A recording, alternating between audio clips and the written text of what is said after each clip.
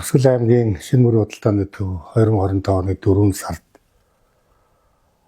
галдан өртөрдөж нийт 258 төрөлх иргэдийн ахуй амьдралд бас энэ хүнд гарц хохирол тохиолдсон явдалд Хавсгал аймгийн засаг дарга захиргааны байгууллагын зөвшөөрөл тухайн үед шаардлагатай арга хэмжээг авч хэрэгжүүлсэн. Тухайлх юм бол хохирогчтой галгасны дараа уулзч аймгийн засаг даргын зүгээс нэг иймэрхүү арга хэмжээний зохион байгуулалт гэдгийг ярилцж аймгийн засаг дарга орлогчоор халуулсан ажлын хэсгийг бол байгуулсан. За энэ ажлын хэсэг бол бас хохирогч нартай байнгын холбоотой ажиллаж тулгамж асуудлын шийдэх төр засгийн бодлого шийдвэрийг засгийн газрын төвшөнд улсын хурлын гишүүдийн төвшөнд санаагаа солилцооны ажлуудыг зохион байгуулсан.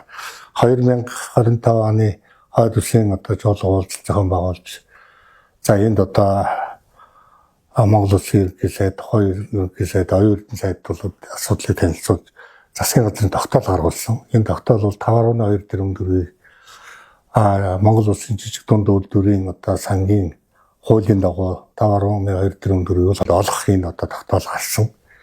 Энэ бол бас хэд хэдэн дутагдaltaй талтай байсан. Нэгдүгээрт бол тухайн энэ жижиг дунд үйлдвэрийн зээл төсөл хамрагдах иргэд бол аж ахуй нэгжтэй байх зайлшгүй шаардлагатай байсан.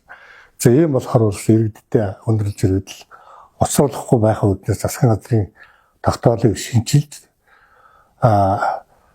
хөдөлмөр эрхлэлтийн сангаас энэ мөнгийг олгохоор болж нэлээд цаг хугацаа орсон, нэлээд хөөцөлдсөн. Манай хууль зүйн дотоод хэргийн сайд Мөнхбаатар за ингээм аймгаас бол хөөцөлдөж энийг хөдөлмөр эрхлэлтийн сангаас олгохоор болж энэ бол барьцаагүй, хөөгүй иргэнд бол 20 сая төгрөгийн зээлийг бол олгосон. За энэ бол 258 хохирогч нарын 138 хүнд бол ер нь 80-90% нь бол нийт хохирлын энэ зээлийг бол олгосон. Энэ бол их боломжтой юм.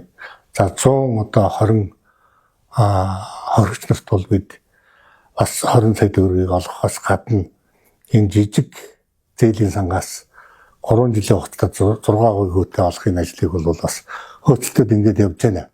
За ямар ч байсан бид бас цаг хугацаа нэлээд олон сар байсан боловч ингээд үндсэндээ бол 7 хоногт бол ингээд хамгийн сүүлийн мөнгө бол манай иргэдийн дансанд ороод ингээд энэ ажил бол ингээд дууснаа.